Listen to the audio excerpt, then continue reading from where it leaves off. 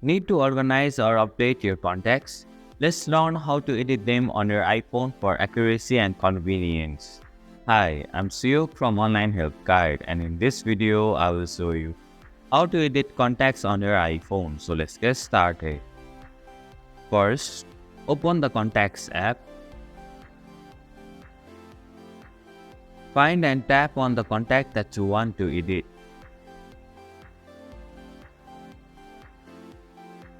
Tap the edit button at the top right corner of your screen. Now you can update the contact's details such as their name, phone number, email address, and any other information that needs to be corrected or added.